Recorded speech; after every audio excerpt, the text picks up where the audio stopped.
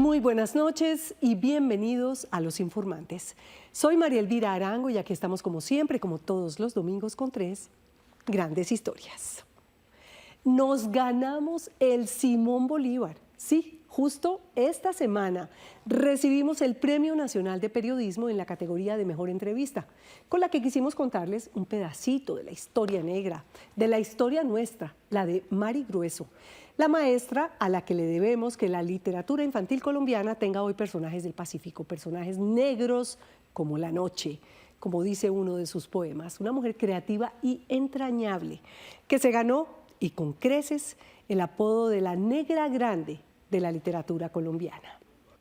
El próximo 27 de noviembre se cumplen 36 años de la tragedia del vuelo 203 de Avianca que salió de El Dorado en Bogotá con destino Cali y a los 4 minutos de despegar se hizo pedazos en pleno vuelo.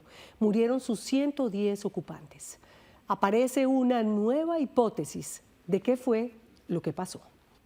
María Liz Patiño, que todavía es una niña, montó una escuela en el patio de su casa para enseñarles música a los niños de su barrio. Tal vez su nombre no les suene mucho, pero seguro que la recuerdan. Hace unos años se ganó la Voz Kids y deslumbró a Colombia. El propósito de una niña que cumple sus sueños mientras ayuda a cumplir los de los demás. Empecemos. El Pacífico colombiano no solo esconde islas, playas, cascadas, ríos, ballenas y cientos de especies de pájaros. El Pacífico también tiene otra joya escondida, una escritora superpoderosa que revolucionó el mundo de los libros en el país. Mari Grueso es la responsable de que en la literatura infantil colombiana por fin haya personajes negros. Negros como esta escritora, poeta y maestra inspiradora. Diego Rubio viajó hasta el puerto de Buenaventura, se dejó seducir por la voz poderosa de Mari Grueso y trajo esta entrevista con la que acabamos de recibir el Premio Nacional de Periodismo Simón Bolívar. Esta es mi tierra de natos y manglares, de palmeras esbeltas, de islas entre mares. Esta es mi tierra, hospitalaria y buena, de puertas abiertas para propios y extraños, de arenas blancas, de mares azulosos, de negros rudos, pero de ingenua alma. En el Pacífico colombiano dicen que Mari Grueso nunca habla. Mari Grueso siempre recita. No importa si está dictando una clase o contando una anécdota. Escoge las palabras con cuidado para convertirlas en versos. Y si ve que quienes la escuchan le clavan los ojos en señal de atención, sube el volumen, mueve las manos de forma histriónica y empieza a declamar uno de sus poemas. Esta es la tierra que al recordarla siento, que de tanto amarla se me ensancha el alma. Mari Grueso es poeta o poetisa, pero además es maestra de escuela y autora de unos libros infantiles revolucionarios que cambiaron para siempre la forma de contar las historias de su gente. Algunos dicen que esta mujer sonriente y sensible es el secreto mejor guardado de la literatura colombiana. Otros, que es la negra grande de las letras en el país. La poesía es una herramienta fundamental en el proceso de enseñanza-aprendizaje. Yo soy una mujer negra de este Pacífico colombiano. Decirle negra no es una ofensa. No. Si me dice de color, sí, pero ¿de color qué? ¿De qué color? Claro. Entonces yo tengo mi color bien definido. Este tono de piel, que es negro, yo soy una mujer negra. ¿Negra cómo? La noche, como el carbón mineral, como las entrañas de la tierra y como el oscuro pedernal. Negra como los cientos. Lleva como los miles de alumnos que han recibido sus clases de español en casi medio siglo de carrera. Esos mismos niños que inspiraron y protagonizaron sus primeros libros infantiles. Ese es el libro. El que la lanzó a usted al estrellato. Sí, en la literatura infantil sí. Claro. Porque sin duda, el aporte más grande a la literatura que ha hecho Mari Grueso es haber escrito poemas y cuentos con personajes que nunca habían aparecido en libros infantiles colombianos. Sí, los niños negros. Fui la primera persona que escribí literatura infantil ilustrada, que ellos se pudieran mirar en los textos. Esa innovación pedagógica. Y los otros también nos pudieran mirar. ¿Qué beneficio traía para un alumno suyo que ahora hubiera cuentos o poemas con niños negros y para niños negros? Pues es muy importante porque eso le levantaba la autoestima. Y en un caracol les traeré escondido un torrencial aguacero. Todo empezó una tarde hace unos 15 años. Para que puedan sentirse en el Pacífico, entre playas de arenas o en selvas de manglares. Cuando en medio de una clase la profe Mari se dio cuenta de algo evidente, pero que nadie parecía haber notado antes, que en los libros que leían sus alumnos no había ni un personaje afrodescendiente, negro. Simón el Bobito era blanco, Hansel y Gretel blanquísimos, Peter Pan blanco también, y Blancanieves ni hablar. Y lo que estábamos estudiando no tenía que ver nada con nosotros, ni tan siquiera los cuentos que leíamos. ¿Qué cuentos leían? Pues lo mismo que leía yo, la Caperucita Roja, cuentos de los hermanos Grimm. Y ningún personaje. Peor, no tenía, los personajes nuestros no estaban en ninguna parte. Entonces Mari Grueso hizo lo que habría hecho cualquier escritor con criterio. Cogió lápiz y papel y se sentó a hacer una de las cosas que más le gusta hacer en la vida. Empecé a escribir cuentos donde mis alumnos eran los protagonistas de los cuentos. Y esos muchachos, cuando miraban que los protagonistas eran ellos mismos, ¡ay, la felicidad los iba a matar! Entonces ya todos trataban de ser los mejores. Escribió sobre esos alumnos de primaria que aprendieron a nadar en el Océano Pacífico antes que a caminar. Y sobre las marimbas de chonta que los de bachillerato tocan desde kinder. Y sobre las muñecas negras, hechas con trapos y hasta con plátanos, con los que las niñas juegan en algunos pueblos del Pacífico. Yo quería una muñeca que fuera de mi color, con ojos de chocolate y la piel como un carbón. Y cuando le dije a mi taita lo que estaba pidiendo yo, me dijo que muñeca negra del cielo no manda Dios. Busca tu pedazo de trapo y hacé tu muñeca vos. Mi mamá, muy angustiada, de mí se apiadó y me hizo una muñeca oscurita, como yo. La muñeca negra es el primer poema para niños que escribió Mari Grueso. Un texto que muy pronto mandó ilustrar y convirtió también en su primer libro infantil. El primero hecho en Colombia del que se tenga registro, en el que los personajes son todos negros. Una revolución, sin duda. En cualquier parte que voy me digan que la muñeca negra. Ay, ya viene la muñeca negra. La muñeca negra era usted. Puede que realmente no soy yo, pero tiene que ver con la infancia de las niñas negras acá en el Pacífico. Estas muñecas las hacían de trapo. ¿Y quién se las hacía? Las mamás y otras, los papás le conseguían plátanos, entonces eso nos lo daban para jugar. Y eran muñecas. Las muñecas eran plátanos. Eran plátanos, entonces la gente cogía una blusa y la envolvía o un pedazo de trapo y envolvía el plátano y era la muñeca y jugaba con eso. Mari Grueso tiene ya 77 años y no suelta su muñeca de trapo ni para dar entrevista. Estoy desde el 88 en Buenaventura. ¿Y vive contenta acá? Sí, claro. Nos encontramos con ella en Buenaventura, donde vive hace años, o También, mejor, claro. donde trata de descansar cuando no está viajando para dar alguna conferencia. Recorrer con ella las calles del puerto es parar cada tanto bajo un sol insufrible para saludar a algún viejo amigo o a uno de sus alumnos, tan agradecidos con esa profe que les enseñó a leer y les dio su lugar. Vea, un fanático. Ese es un hijo mío. Ese es fanático, vea. Llegó un fan de doña Mari. Buenas tardes. Buenas tardes. No, hombre, venga y salude tranquilo. ¿Cómo está? Hijo mío. ¿Cómo me le va? Pues aquí, ese no es mi hijo, pero de eso así tengo un poco. ¿Pero por qué? Porque la quieren como una mamá. Mari Grueso nació en Chuarenapi, un corregimiento de Guapi en el departamento del Cauca. Hija de un agricultor y de la costurera del pueblo, dice que en sus primeros recuerdos siempre aparece ella jugando con sus muñecas. Le gustaba organizarlas al frente suyo en filas y leerles cuentos o enseñarles a sumar. Quería ser profesora cuando niña. Ajá. ¿Por qué? Porque generalmente esos eran los juegos. Y entonces sí me gustó enseñar desde pequeña. Era una niña curiosa. Siempre ocupó los primeros puestos del salón. Aprendió a leer antes que sus compañeros. Nadie entiende cómo, pero se memorizaba. Y en tiempo récord, El renacuajo paseador, La pobre viejecita y los demás poemas de Rafael Pombo. Y se sentaba a escuchar a su mamá y a su papá, de quienes dice heredó el don de la palabra. Mientras estaba cosiendo, estaba haciendo los oficios de la casa, mi mamá cantaba, mi mamá decía poesía. Y luego mi papá era contador de historias. Mi papá era cuentero. Todos empezaban, que era un hombre casado con su mujer, tuvieron viviendo, hasta que llegaron a tener 3 hijos. El uno se llamaba Pedro, el otro se llamaba Juan y el otro Revolcán Ceniza. Hoy Mari Grueso Entonces, jura que esas horas que pasó leyendo y oyendo a sus padres determinaron su futuro de escritora. Pero la verdad, nunca se le pasó por la cabeza que fuera a dedicarse a las letras. De hecho, durante muchos años pensó que su destino, al igual que el de todas sus amigas y sus vecinas, sería casarse muy joven y dedicar sus días a la misma rutina: criar, cocinar, limpiar, volver a cocinar. ¿Qué hacían las otras mujeres del pueblo? Pues las demás hacían sus oficios común y corriente que hace la gente, que hacía la gente allá, amas de casa. Al final, Mari Grueso sí se casó joven. Tenía 23 años recién cumplidos, pero se casó con un hombre que describe como de avanzada, culto, de mente abierta, diferente para la época. Un profesor de física y de matemáticas que le repetía día y noche que una mujer tan capaz como ella tenía sí o sí que estudiar. Un día me dijo, ¿usted por qué no estudió? Le dije, ¿por qué no quise? ¿Por qué no quiso?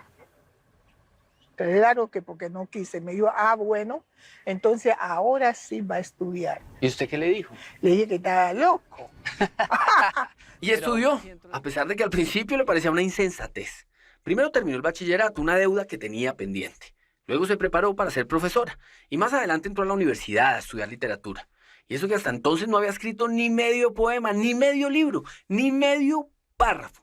Pero siempre hay una primera vez. Ya era como las 10 de la noche y dije, Dios mío, en la universidad dijeron que hiciéramos un poema. Tengo es una tarea y yo no hice nada. Me dijo, póngase a hacer que usted lo hace en un ratico, me dice él. Y me senté en el piso y empecé, lo hice. Y estaba en esas, dando clases y empezando a entender qué era la poesía, cuando su marido enfermó. Y al poco tiempo murió. Y Mari Grueso se quedó sola, con 2 niños chiquitos, muy poca plata, y un dolor en el alma que no la dejaba comer ni dormir. Y allá en el Camposanto, echarle un puñado de tierra bajo una cruz de madera. ¿Cuál fue su terapia para esa pena? La poesía fue la que vino a rescatarme. Escribir sobre nuestra vida, sobre el amor, lo que vivimos, la falta que me estaba haciendo. ¿Cuántos libros tiene usted? Publicado 14. Escribir para sanar, escribir como terapia, escribir como refugio, lidiar con el dolor a punta de letras, a punta de poesía. ¿Y dónde escribía? Cuando me daba por escribir, hasta en los recibos de la luz, del agua, en cualquier papel que estaba ahí. Dando clases, sacó a sus 2 hijos adelante. Y escribiendo poemas que iba compilando y publicando con editoriales independientes, fue cogiendo fama como una voz única del Pacífico, hasta que se le ocurrió eso de incluir a sus alumnos en sus libros, y cambió la literatura infantil colombiana para siempre, y se ganó el reconocimiento de su pueblo, de su gente, algo que jamás había esperado. Tenemos que ser propositivos los maestros. ¿Le gusta el reconocimiento? Sí, claro. Me gusta que me quieran. Entonces, las manifestaciones de cariño para mí son muy importantes. Sobre todo los niños. Sí, ay, Dios mío, es que los niños sí es una cosa impresionante. ¿Y qué le dicen los niños? ¿Qué es lo más bonito que le ha dicho un niño? Que me quieren, que quieren ser como yo. ¿Y cómo no van a querer ser como esta mujer berraca? Como esta escritora visionaria que conoció el éxito cuando ya muchos de su edad estaban pensando era en el retiro. ¿A qué edad publicó La Muñeca Negra? Sí, la publiqué en el 2011. Ya estaba con 60 y pico de años, creo. O sea, el éxito le llegó ya después de los Porque 60. todo lo hice vieja. Empecé a escribir ya siendo una mujer casada, viuda. Y verás qué sientes muy cerca de ti la mano de Dios. Parece increíble, pero Mari Grueso no escribió más que los informes de sus alumnos antes de cumplir los 50 años. Cuesta creerlo hoy, al oírla hablar tan orgullosa sobre los 14 libros que ha publicado, sobre la cantidad de países que ha visitado, sobre la cantidad de culturas a las que ha llegado con su muñeca negra. Están en muchos idiomas, hasta en chino. ¿En qué otros idiomas? Hay en francés, hay en italiano, hay en portugués, en inglés, que yo sepa. Que esta negra fue una isla en donde hallaron para siempre sus ancestros. Porque decir que la literatura de Mari Grueso le ha dado la vuelta al mundo no es ni mucho menos una exageración.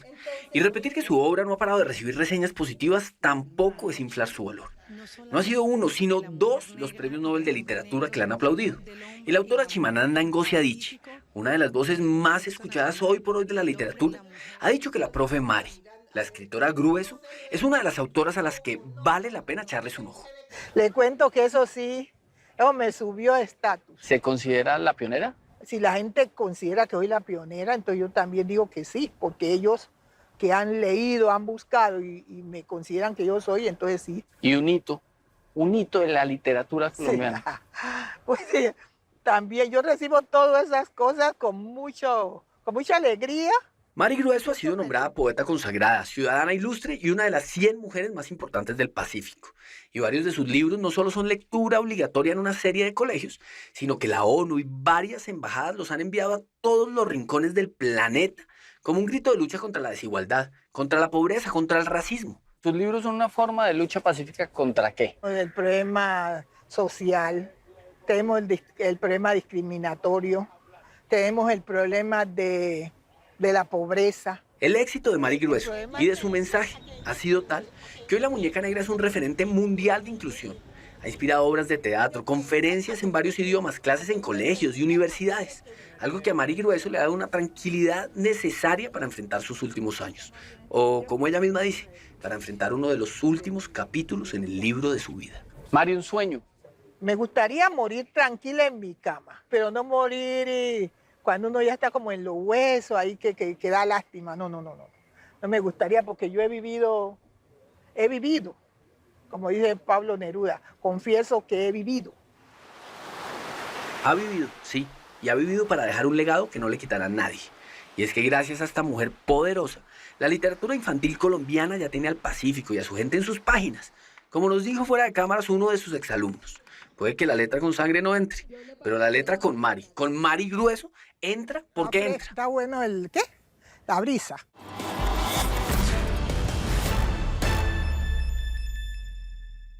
Después de la entrevista en Los Informantes, Mari Grueso se convirtió en la primera mujer afrodescendiente en ingresar a la Academia Colombiana de la Lengua. Salud, que vengan muchos premios y reconocimientos para ella. Bueno, sí, también para nosotros. Felicitaciones a Diego, a Esteban, a Jaime y a Jorge. Muy, muy merecido. Esperen después de comerciales, ¿fue Pablo Escobar una falla mecánica o un misil? Nueva hipótesis del accidente del vuelo 203 de Avianca hace 36 años que voló en 1000 pedazos. Ya nos vemos. La hipótesis oficial dice que la tragedia del vuelo 203 de Avianca el 27 de noviembre del 89 fue por un atentado de Pablo Escobar, quien habría ordenado poner una bomba en el avión para matar al entonces candidato César Gaviria. En otro momento se habló de una falla mecánica y ahora el abogado Federico Arellano, hijo de una de las víctimas, que lleva años investigando el asunto, pone sobre la mesa otra teoría, también escalofriante. José Monsalve conoció la investigación que, según parece, respalda hasta el FBI. Aquí lo que hubo fue, gracias a un dictamen pericial del FBI, que en su momento emitió el señor Frederick Whitehurst, que era el jefe de explosivos del FBI en ese momento, en el gobierno de George W. Bush, estableció que lo que allí encontró eran unos componentes de la ojiva de un misil. Casi nada. Un misil tierra-aire habría sido lo que ocasionó el siniestro del avión de Avianca el 27 de noviembre de 1989. Y quien lo afirma es nada menos que el hijo de una de las víctimas más recordadas. Eso fue realmente lo que sucedió. Es decir, tenemos que lo que derribó el HK 1803 fue un emplazamiento tierra-aire que impactó como agente externo el fuselaje del avión que en ese momento pasaba. El balance del siniestro fueron 107 víctimas fatales y un pavor general por el avión que voló en 1000 pedazos. Hagan rastrillo ahí para que todo el mundo se baje. El expediente judicial se denominó Gerardo Arellano y otros. Se trataba de la figura musical colombiana más reconocida en el mundo en el 89, hace 36 años. 107 víctimas lo rotulan con el nombre de su padre. Sí. Gerardo María Arellano y otros. Y otros 106. Les contaré, señores, la historia más bonita de linda potranquita con ojos soñadores. Federico, el único hijo del maestro Arellano, era un niño de escuela cuando el país se conmocionó con este suceso. Corría por los esteros, era una potra muy singular. No conocía el amor, no conocía el dolor, no conocía bozal.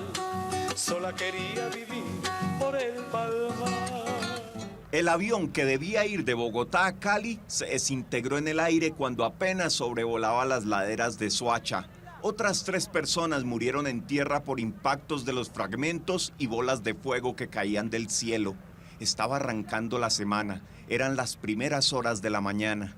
Un lunes muy temprano, un lunes muy de colegio, tenía 12 años, y sonaba mucho el teléfono y yo sentía como mucha alteración en el día a día normal de un lunes cotidiano. Y mi madre tenía el volumen de la radio muy alto y empezaron a nombrar que había pasado una cosa tremenda con un avión que se había caído, decían, recuerdo perfectamente el maestro Yamid Amat, leyendo una lista alfabética de víctimas mortales del siniestro Avianca.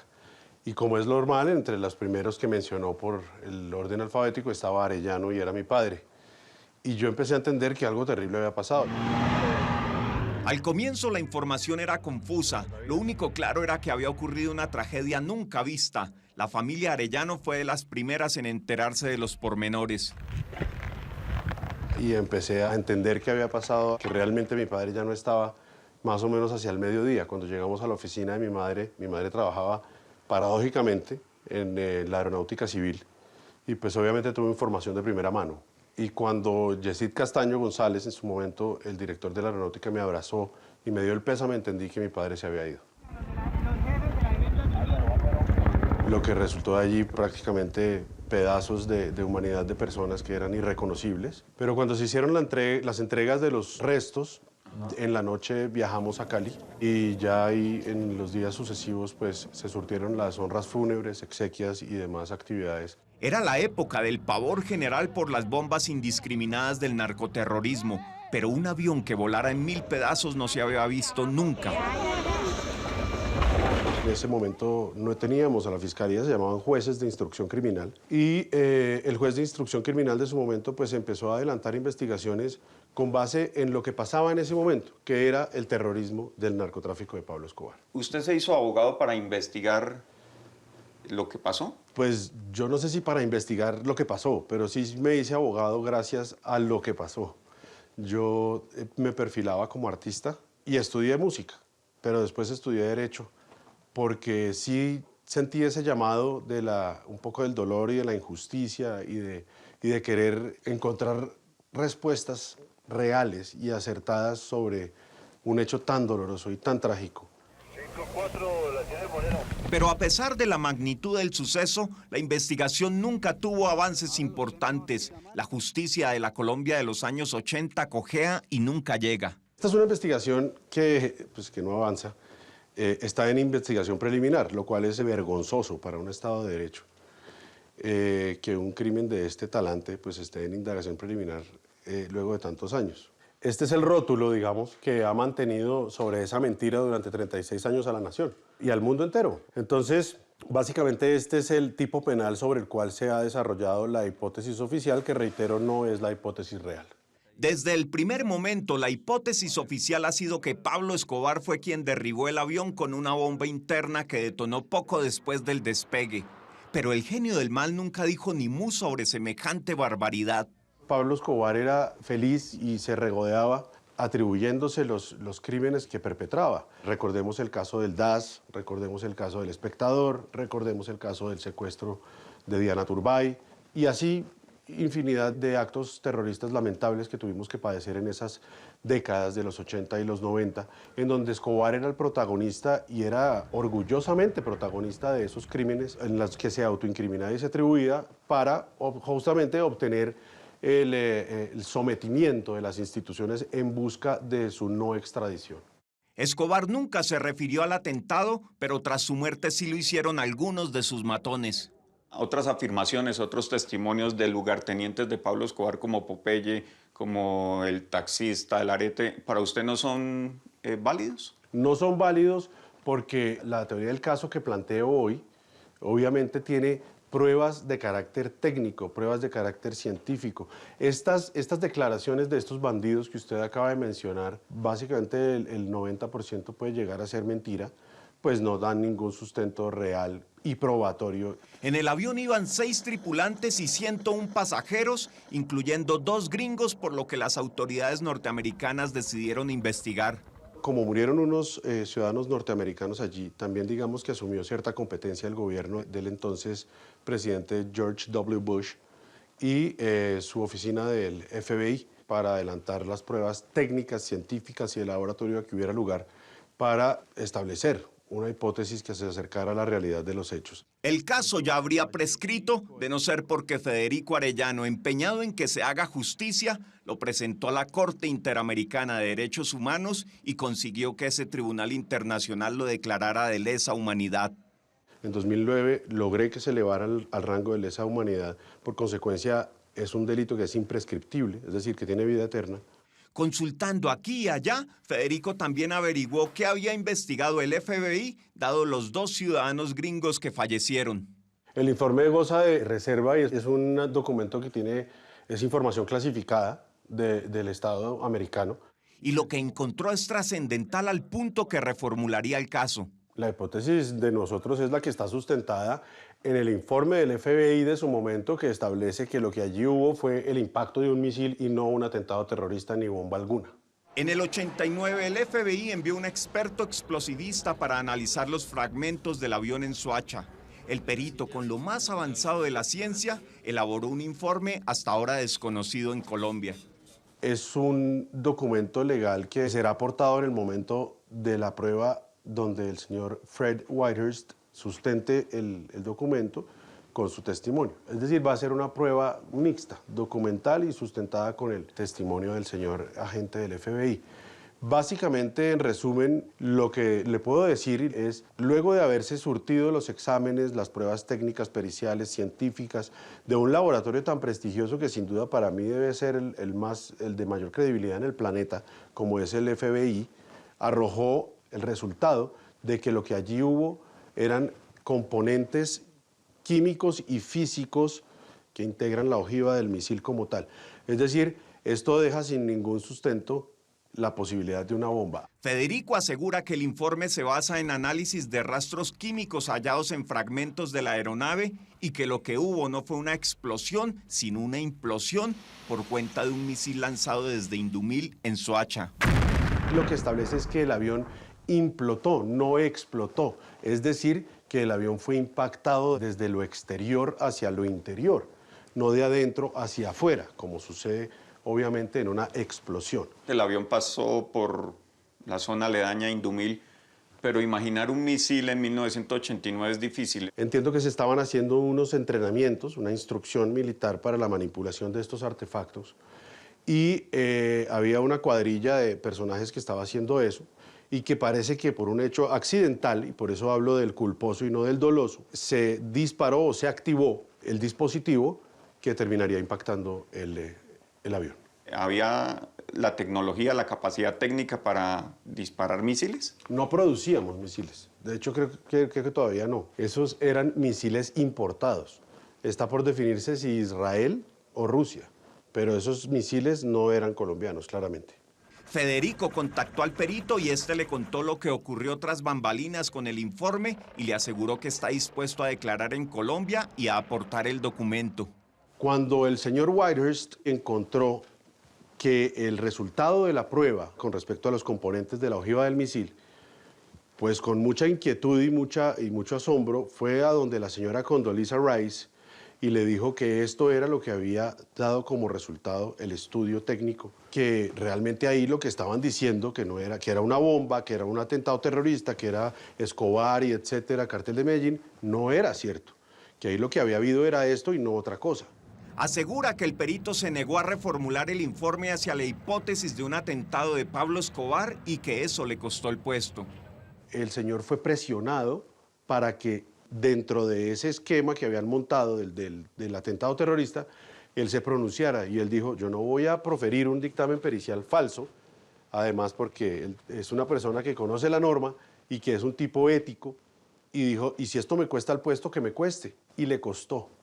Lo despidieron por no mentir, y eso es una prueba más de que el Estado norteamericano sabía de qué se trataba esto.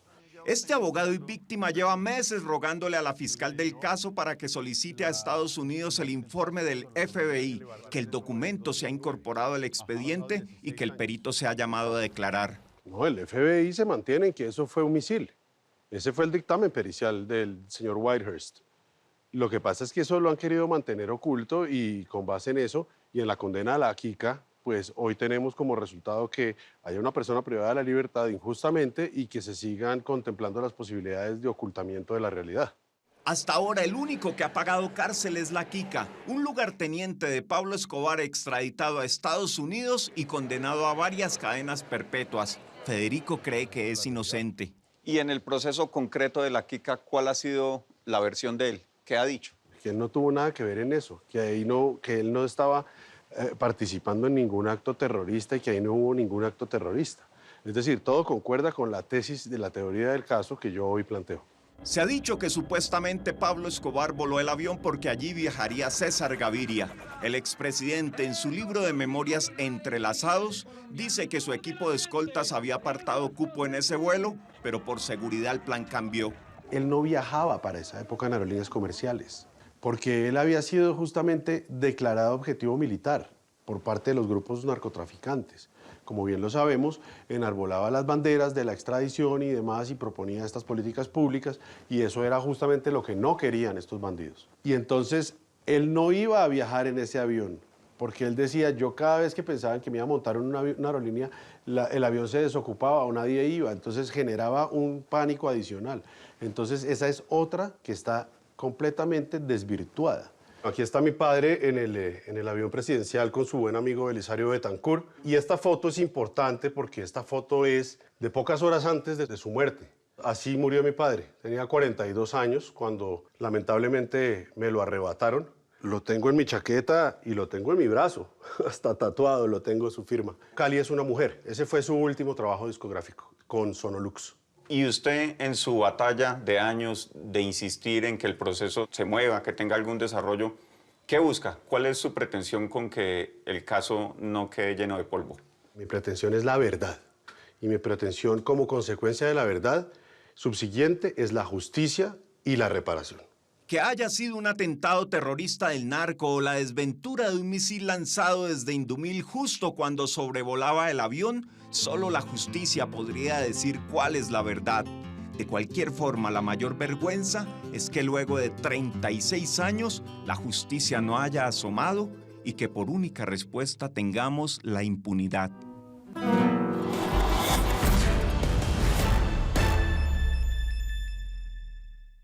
La diligencia más reciente en el caso es la declaración que rindió Carlos Leder. Entregó solo información de contexto porque en el 89, cuando ocurrió el siniestro, Leder ya había sido extraditado a los Estados Unidos. El país sigue esperando conclusiones de la justicia. Los espero después de comerciales con una de las ganadoras de La Voz Kids que le puso música a su propósito en la vida y de paso ayudar a los demás. Ya nos vemos. María Liz Patiño es una niña muy especial. Canta, compone, toca casi cualquier instrumento que se le atraviese. Hace unos años ganó La Voz Kids y desde entonces no ha parado. Pero eso no es lo más increíble. Héctor Córdoba estuvo en la escuela de música que montó en el patio de su casa, donde tiene un centenar de estudiantes que, igual que ella, sueñan con llegar a ser unas estrellas. Estamos en Soledad Atlántico, en el barrio Viña del Rey, que es donde nací, he crecido. Es un barrio muy difícil salir adelante. También por eso yo hice mi escuela, que la tengo desde los 7 años. Nunca pensé como que iba a llegar a ser una escuela, sino compartirles lo que yo sabía, que este instrumento, qué cositas. Y así, pero de un momento a otro empezaron a llegar más niños, más niños, más niños, más niños. Ella es María Liz Patiño. Tal vez no la recuerden, tal vez nunca la han escuchado, pero hace unos años, esta niñita de 1,60 m, con nombre de artista, derritió a medio país en La Voz Kids. María Liz, eres la nueva Voz Kids Colombia. Ganó el programa, claro. Pero antes de hacerlo, ya tenía su propia escuelita, donde al compás de los instrumentos le ha cambiado la vida a cientos de pelados de su barrio que, como ella, sueñan con la música. ¿Y cómo funciona la escuela? ¿Cuántos niños tiene? ¿Qué les enseña? ¿De qué edades tienen niños? Actualmente tengo más o menos 80, de 70 a 80. ¿80 niños? Sí, señor. Doy clases sábado y domingo, por grupo, porque son muchos. De 8 a 9, de 9 a 10, de 10 a 11. Los grupos, antes daba mis clases aquí en la sala de mi casa, en la terraza, a veces en la calle. ¿Aquí para dónde vamos, María Liz? Para mi fundación, que es esa que está ahí, que es donde yo doy las clases. Nos encontramos con María Liz en su casa del barrio Viña del Rey, en Soledad Atlántico, un pueblito al lado de Barranquilla, donde en cada esquina suena un picó con sus bafles apilados, capaz de dejar sordo a cualquiera. Suena champeta, reggaetón, y en la mitad de la cuadra, cuando el ruido lo permite, suenan los instrumentos de los niños que reciben clase de María Liz en su escuelita de música que empezó desde los 7 años. Hacemos a sol mayor. Bajo el viento de un viejo abanico, casi un centenar de niños y niñas rasgan las cuerdas de guitarras, Do sostenido séptimo. de bajos y golpean los tambores bajo la batuta de esta niña que sí, parece salida de otro planeta. ¿Por qué cree usted que cambiar un instrumento por otras cosas es tan importante para ellos? Porque nosotros siempre hemos dicho que si no vas a tomar la música como tu carrera principal, si es como una carrera salvavidas. Porque supongamos que estudia como un empresario o gerente de una empresa, no sé, y no le sale trabajo, no tiene que darle de comer a su familia, coge su guitarrita, se va a cantar en los buses, no sé, y mientras que consigue el trabajo, por lo menos tiene algo con que sobrevivir. 1, 2, 3, 4. Para estos niños, cambiar un instrumento por la calle puede ser la diferencia entre la vida o la muerte. María Liz lo sabe, por eso les enseña escalas, acordes, canciones. Les enseña que la música puede ser la banda sonora del sueño que quieran, no importa qué tan grande o imposible parezca. Entonces ya uno siente como si estamos logrando eso que queremos lograr, que ellos inviertan su tiempo en algo que les sirva, no que todo el día estén esclavizados en la música, también salgan a jugar, pero tampoco que anden ahí de flojos, ahí nada más el colegio y fum, ya, no, sino que también inviertan su tiempo en algo bueno y siento que lo estamos logrando. Esa escuelita que comenzó como un sueño, como una forma de compartir lo que sabía con los niños del barrio, se volvió algo más grande el día que después de tanto intentarlo, escogieron a María Liz para presentar su audición frente a los jurados de La Voz Kids. Tus sueños se hacen realidad, por eso tu voz será escuchada en las audiciones de La Voz Kids. Y llevamos intentando varias veces y no quedamos. Ese día quedamos. Y el día que fue la audición, eso fue una locura, se me dañó la bota. Se me abrió la bota, eso fue coserlo así rapidito y como era el pantalón largo no se notaba. María Liz se había preparado toda su vida para ese momento. Andrés Cepeda, Natalia Jiménez y Jesús Navarro quedaron con la boca abierta cuando esa niñita de voz dulce empezó a tocar música norteña en un acordeón de piano. Giraron sus sillas, pero lo que más los sorprendió fue darse cuenta que esa pequeña, que apenas alcanzaba el micrófono, cantaba y tocaba el acordeón con una facilidad envidiable. El acordeón, piano, me suena a tristeza cuando es una canción de tristeza. Cuando es esos piticos más agudos, suena muy lindo y más todo en las notas menores. Cuando se hace más el taca, taca, taca, suena a full alegría y a full norteño. ¿Y a usted el norteño le...? Me encanta. ¿Cuál es la historia del acordeón? ¿Por qué tocas el acordeón? Ustedes ni se imaginan cuánto yo quiero este acordeón. Mire, le voy a contar. Mi papá lo consiguió en una compraventa de segunda, con plata prestada. Este acordeón, cuando lo compramos, tenía 6 pitos dañados y 4 más desafinados. Mas, sin embargo, mi papá lo mandó a arreglar y todo eso. También tiene una tecla de palo, que es esta que está acá.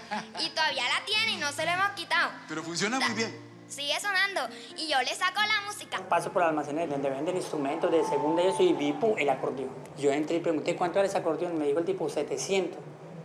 Y yo 700, porque como yo no sabía de afinación, de nada de eso, yo lo vi y me pareció pues que ese era lo que María Liz necesitaba. Había vendido 100.000 pesos en correa. Iba bajando y me quedaban 4 correas en el bolso.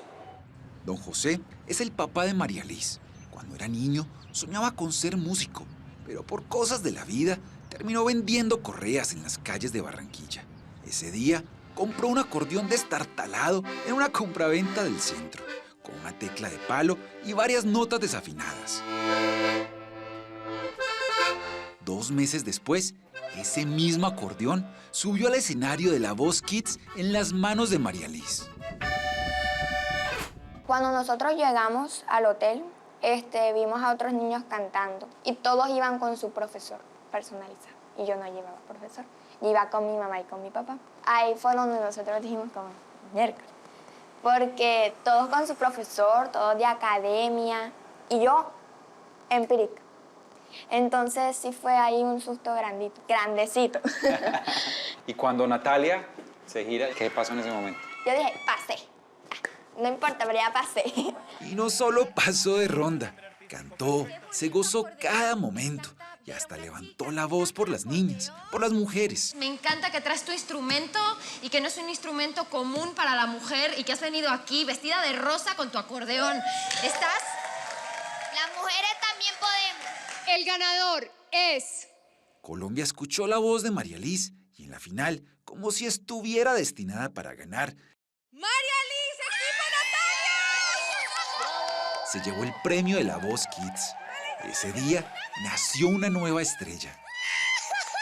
Quiero cantarle a todas las madrecitas, a las presentes, también a las ausentes. ¿Cuándo se dio cuenta usted que le gustaba la música? Cuando yo tenía más o menos como 4 años, mi papá cantaba. Entonces yo le dije a mi papá, yo quiero cantar. Y yo me puse a cantar con el karaoke, que va saliendo la letra de la canción y va sonando la pista y iba cantando. Yo cuando vi que ella comenzó a sentir ese amor por la música, yo dije, epa, vamos a hacer esto. Y yo me sentía orgulloso y el comienzo fue muy duro. Yo le decía, Mari, mira que esto es aquí, porque yo veía el entusiasmo de ella, pero yo como que me emocionaba. Entonces yo me sentaba con ella, yo me duraba 2, 3 horas con ella explicándole las cosas, porque no sé, que las cosas empíricas como que te nacen, te salen. Y mi papá dijo, si tiene talento, vamos a comenzar a practicar, y ahí fue donde arrancó todo. Después yo le dije, papi, el acordeón, mi papá me compró el acordeón y así fue con los demás instrumentos, que ahora son 14. Del acordeón vinieron el piano, la guitarra, las maracas, la percusión, así hasta completar 14 instrumentos que María Liz domina como si las manos se le movieran solas. A mí me han preguntado eso, que cómo aprendí a tocar instrumentos, cómo sin yo tener profesor yo puedo sacar una canción así, rapidito. Y es que yo no sé, porque yo siempre he dicho a mi papá y a mi mamá que es que a mí las manos se me mueven solas. Y es que yo escucho una canción y yo puedo decir, está en do, está en sol, está en re. A veces hasta yo misma me pregunto cómo lo hace, porque en realidad es algo que a ella le nació. Ella comenzó, miró el piano, empezó a neciarlo así como quien no quiere la cosa, y cuando vinimos a ver, ella de tanto buscar y neciar estaba tocando el piano. O sea, en realidad nosotros no sabemos de dónde le nació a ella eso, porque sí, el papá canta, le gusta la música, pero no toca ningún instrumento, y en la familia nadie. Nosotros decimos que Dios le ha dado ese don. El tiempo pasa y todo se termina. Y sí, así como quien no quiere la cosa, empezó a cantar. Primero fue el vallenato, luego la champeta, pero lo suyo es la música regional popular y la norteña. Esos corridos mexicanos le corren por las venas y le salen por todos lados. Hay muchos hijos que se olvidan de los padres. ¿Qué tiene esa música norteña, por ejemplo, esa música popular que a usted tanto le gusta? Es que a mí me gusta mucho el acordeón. Y ese norteño, cuando suena el pa pa pa pa del acordeón, es una locura. ¿Qué tan fácil fue pensar que te podía arrancar de mi existencia? Esta niña que canta, que toca 14 instrumentos, que enseña música a un centenar de niños en el patio de su casa, que ganó La Voz Kids en un tono menos del interior y más caribe, se podría decir que hace lo que se le da la gana. Y como no se cansa, un día se le ocurrió que quería grabar sus canciones, grabar esa cantidad de letras que se le atraviesan en la cabeza y que convierte en música.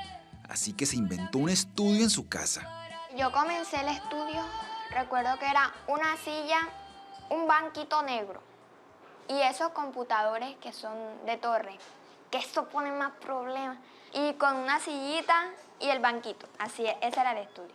Eran unas canciones súper así como lo que yo sabía en ese momento, unos parlanticos, el piso sin baldosa, el vidrio que tiene mi estudio, que tenía y que lo sigue teniendo, es un vidrio de un bus que le regalaron a mi papá. Yo pensé en comprar un vidrio, pero entonces el vidrio me sale un poquito costoso. Pero yo tengo amigos que chatarrizan buses y eso. Entonces yo le pedí un vidrio de eso al amigo mío, al señor Joffrey, me dijo, claro, lléveselo. Me lo traje y lo adecué ahí, lo puse ahí, que fue lo primero que tuvimos. Luego no tenía cielo raso, entonces había un computadorcito de torre viejo y lo pusimos.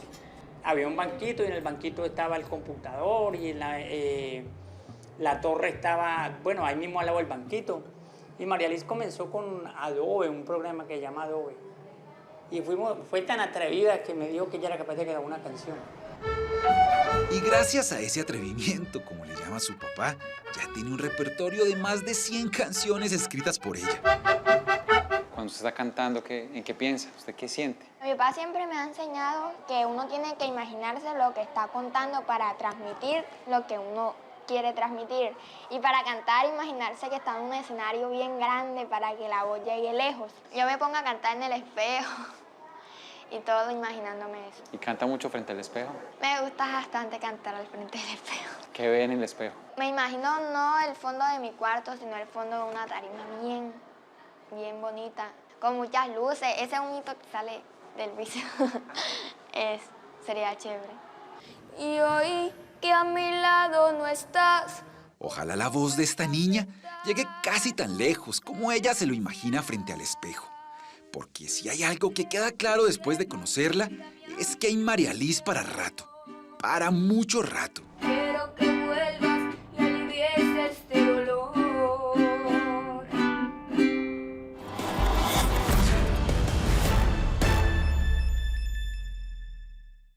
María Liz no para. Ya tiene álbum nuevo con 8 canciones compuestas, cantadas y tocadas por ella. Tremenda. Si tiene alguna historia que contarnos, escríbanos a losinformantes@caracoltv.com.co. Si quiere volver a ver alguna de nuestras historias, síganos en Facebook o en nuestro canal de YouTube. Bueno, ahora también las puede ver en D2. Descargue la aplicación y repítalas cuando quieran. Esperen séptimo día, miles de familias afirman haber pagado por sus viviendas, pero siguen esperando las escrituras. Promesas incumplidas, retrasos en las entregas y constructoras que no responden. No se lo pierdan.